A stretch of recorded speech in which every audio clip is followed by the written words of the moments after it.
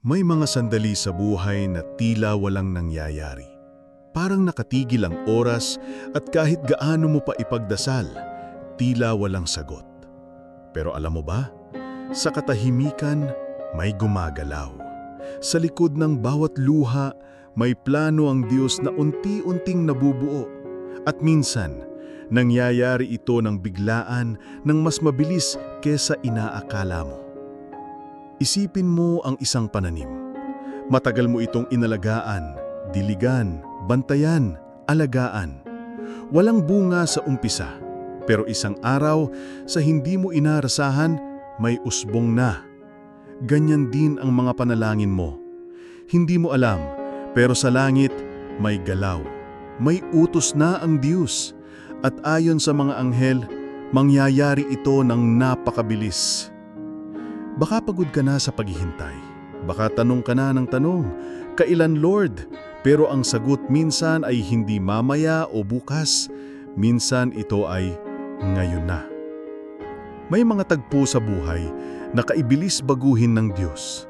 Sa isang iglap, pwedeng dumating ang sagot. Sa isang tawag, pwedeng bumukas ang pinto. Sa isang panalangin, pwedeng gumuho ang hadlang. Huwag mong maliitin ang kapangyarihan ng Diyos na kumilos sa isang kisap mata.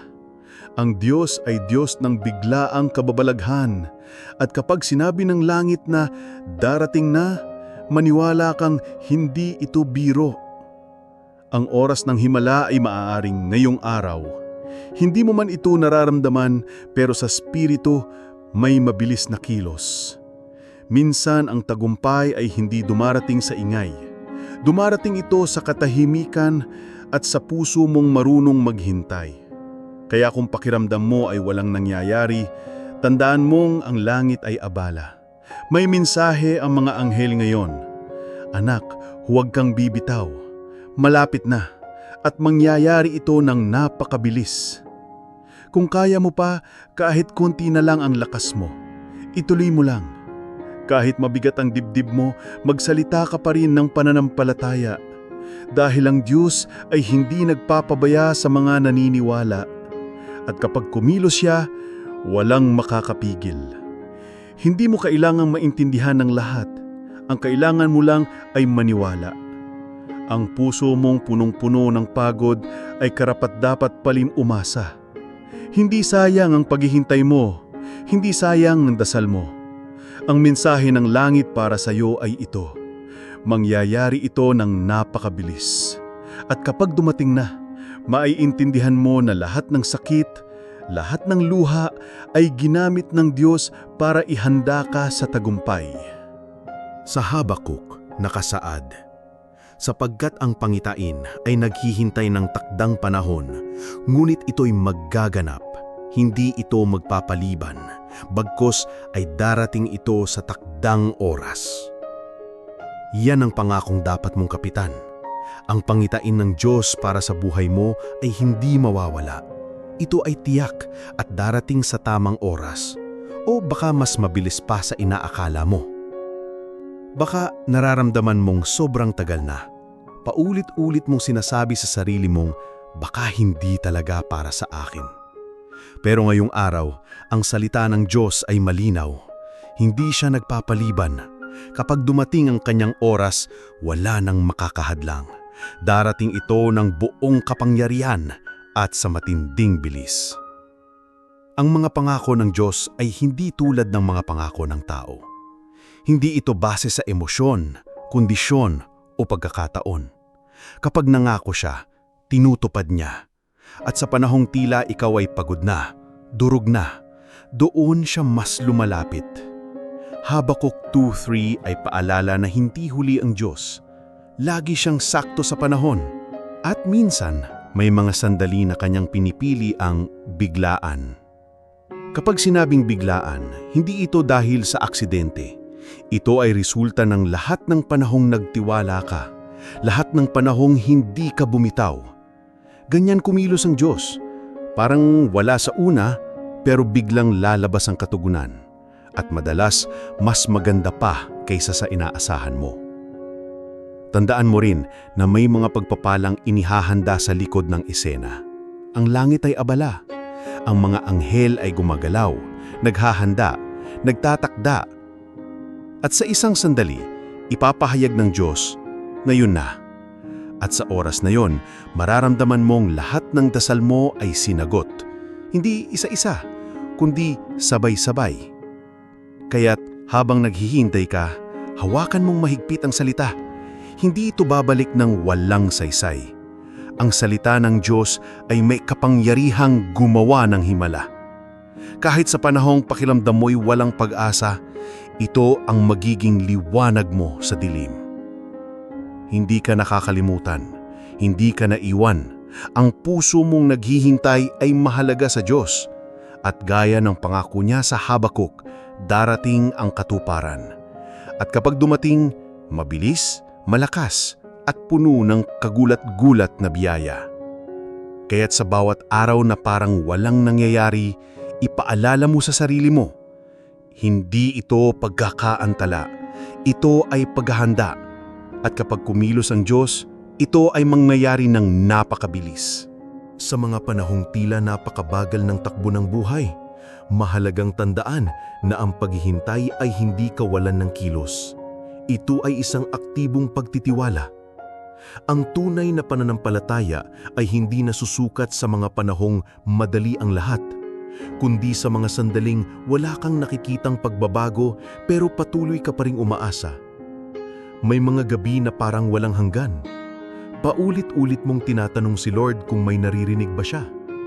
Pero sa katahimikan, doon mo matututunan kung gaano kalalim ang tiwala mo. Hindi lahat ng kilos ng Diyos ay may kasamang tunog. Minsan, dumarating ito sa anyo ng kapayapaan sa gitna ng kaguluhan. Ang paghihintay na may pananampalataya ay tulad ng pagtatanim. Hindi mo agad makikita ang bunga, pero araw-araw inaalagaan mo ito. Ganyan din ang tiwala mo kay Lord. Kahit hindi mo pa nakikita ang resulta, naniniwala kang may ginagawa siya sa ilalim ng lupa, sa likod ng eksena, sa gitna ng katahimikan. At habang naghihintay ka, God is not just preparing the blessing, He's preparing you. Baka kasi kung dumating agad ang sagot, hindi mo ito kakayanin. Pero sa bawat araw ng paghihintay, pinapalakas niya ang loob mo, binubuo ang pananampalataya mo, at inaayos ang puso mong magiging tahanan ng kanyang biyaya. Kaya imbes na mainip, subukan mong tanungin si Lord, ano ang gusto mong matutunan ko habang naghihintay? Dahil sa proseso, may kayamanang hindi mo makikita kung palaging instant ang sagot. At minsan, sa gitna ng paghihintay, mararanasan mo ang pinakamalalim na intimacy sa Diyos. Kapag natutunan mong maghintay na may pananampalataya, mas lalalim ang ugat ng tiwala mo. At kapag dumating na ang katuparan, hindi ka lang basta masaya. Ikaw ay puspos ng pasasalamat dahil alam mong dumaan ka sa proseso at ang Diyos ang kasama mo sa bawat hakbang. Huwag kang matakot sa katahimikan. Huwag mong isipin na wala siyang ginagawa. Tandaan mong ang Diyos ay hindi natutulog, hindi nagpapahinga. Sa bawat segundo ng paghihintay mo, may ginagawa siya. At darating ang araw, gigising ka na lang at sasabihin mo, Lord, ang bilis, nandito na. Ang tiwala ay hindi nangangahulugang hindi ka na magtatanong. Ang ibig sabihin nito ay kahit maraming tanong, pinipili mong maniwala. At kapag pinili mong magtiwala, binubuksan mo ang pinto para sa isang himalang darating hindi lang sa tamang panahon, kundi sa paraan at bilis na taning Diyos lang ang makakagawa. Ang paghihintay ay hindi lang pagsubok ng pananampalataya, kundi pagkakataon ding matutunan ang tunay na kapayapaan. Hindi ito yung katahimikan ng paligid, kundi yung kapayapaang galing sa Diyos. Yung kahit gumuho ang paligid mo, matatag ka pa rin sa loob. Kapag ang puso mo ay puno ng takot, tanungin mo ang sarili mo, kanino ba ako nagtitiwala? Dahil kung si Lord ang sandigan mo, hindi mo kailangan matakot. Kahit wala pang sagot, makakahanap ka ng kapayapaan sa katotohanang may Diyos na may hawak ng lahat. Ang sikreto sa kapayapaan habang naghihintay ay hindi yung pag-alam kung kailan darating ang sagot, kundi ang pagiging kumpiyansa kung sino ang may hawak ng sagot. Hindi mo kailangang malaman ng eksaktong araw o oras. Ang kailangan mo lang ay ang tiwala na kapag oras na ni Lord, walang makakahadlang. Subukan mong ipikit ang mga mata mo at huminga ng malalim. Sa bawat paghinga, sambitin mo sa puso mo, "Pinagkakatiwala ko sa iyong lahat, Lord." Ulit-ulitin mo ito hanggang maramdaman mong unti-unting bumibigat ang presensya niya.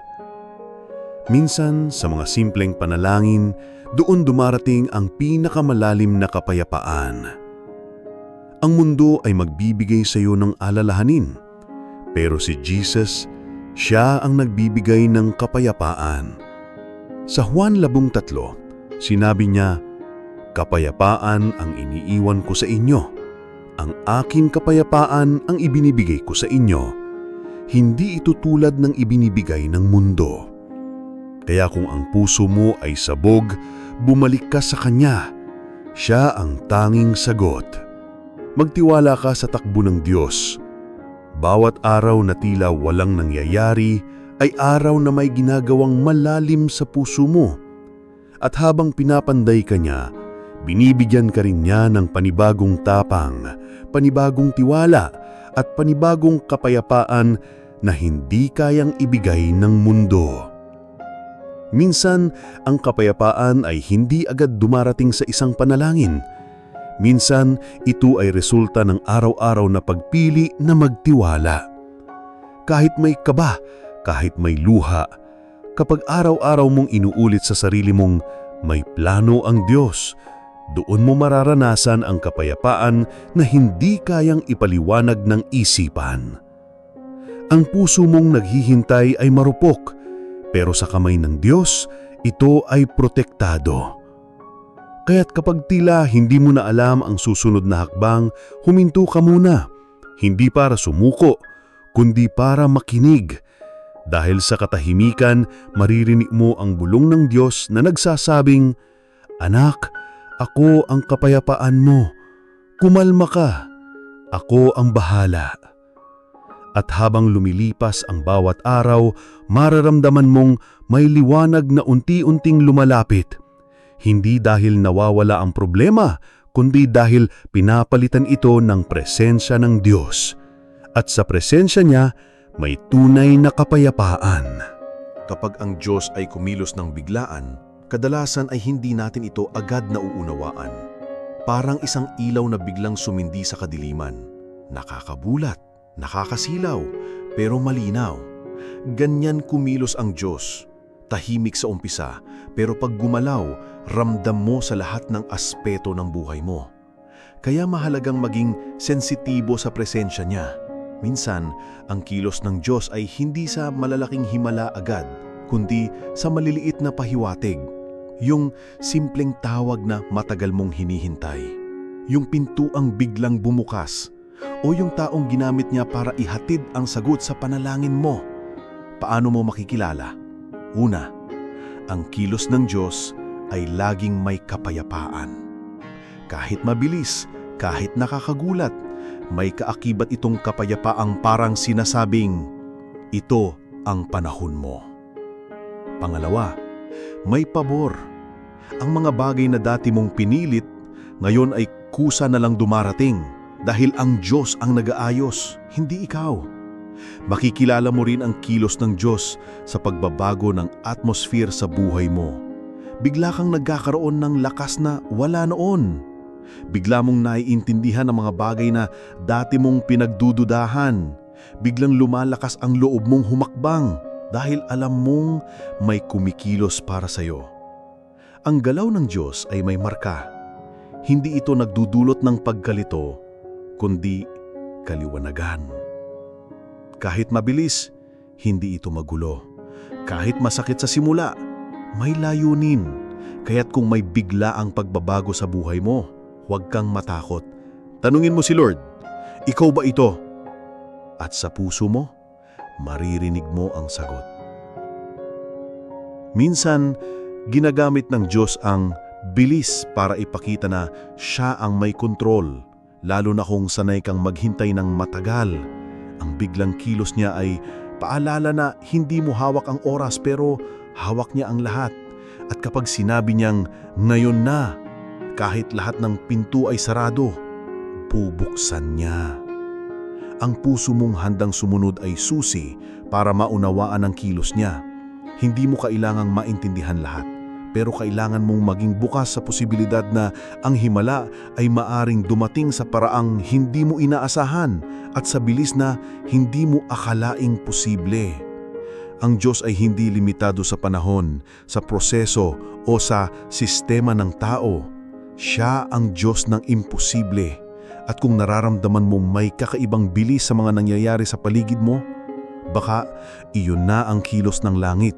Baka iyon na ang sagot sa mga dasal mong pinaghintay mo ng matagal. Kaya manatiling bukas ang puso mo. Manalangin ka ng may pananampalataya at sa bawat paggalaw ng Diyos, tumugon ka ng may pasasalamat. Dahil kapag sinabi ng mga anghel, mangyayari ito ng napakabilis, makakaasa kang ang langit mismo ang kikilos para sa iyo. Ama naming nasa langit, lumalapit ko kami sa iyo ngayon na may pusong naghihintay, umaasa at nananalig. Alam naming ikaw ang Diyos na hindi kailanmang nahuhuli. At ngayon, kami ay kumakapit sa pangakong kapag ikaw ay kumilos, ito'y mangyayari ng napakabilis. Panginoon, sa bawat araw ng katahimikan, turuan mo kaming magtiwala. Sa bawat panahong tila walang sagot, paalalahanan mo kami na may ginagawa ka. Punuin mo po ang puso ng bawat nakikinig ngayon ng kapayapaang galing sa iyo. Yung apayapaang hindi kayang sirain ng sitwasyon, ng takot o ng pagkabigo. Ama, sa oras na ito, hinihiling namin na maranasan namin ang galaw mo. Nais naming marinig ang bulong ng langit na nagsasabing, "Anak, malapit na." At kapag dumating, ito'y mangyayari ng napakabilis. Patahimikin mo po ang mga puso naming pagod at bigyan mo kami ng panibagong lakas para maghintay na may pananampalataya. Kung may mga pintong kailangang bumukas, buksan mo, Panginoon. Kung may mga daang kailangang linawin, linawin mo. At kung ang panahon ay ngayon na, kami po ay handang tumanggap. Buong puso, buong tiwala, buong pananampalataya. Salamat po sa mga panahong tinuruan mo kaming maghintay. Salamat po sa mga luha na ginamit mong patabaan ng pananampalataya. Salamat sa bawat araw ng pananahimik dahil dun namin nakilala kung gaano ka kalapit kahit tila tahimik ka. At ngayon, Ama, hinihintay namin ang mabilis mong kilos. Inihahanda na namin ang puso namin para sa sagot mong higit pa sa aming inaasahan. Salamat dahil ikaw ay Diyos ng biglaan, Diyos ng himala, Diyos ng ngayon na. Sa pangalan ni Jesus, aming tagapagligtas, amin pong itinataas ang papuri, pasasalamat at tiwala. Amen. Kaibigan, huwag kang bibitaw. Ang mensahe ng langit ay malinaw. Mangyayari ito ng napakabilis. Patuloy kang magtiwala kahit pagod ka na. Dahil sa likod ng lahat, may Diyos na kumikilos at ang sagot, ang himala, ay papalapit na. Baka bukas, baka mamaya, o baka sa mismong oras na ito. Hindi mo kailangan maintindihan ng lahat. Ang kailangan mo lang ay ang maniwala na may Diyos na tapat at kapag sinabi niyang darating na, siguradong mangyayari. Kaya habang naghihintay ka, itaas mo ang iyong paningin, buksan mo ang iyong puso at sabihin mong may pananampalataya. Oo, Panginoon, handa na ako. Mangyari nawa ang iyong kalooban kahit gaano ito kabilis.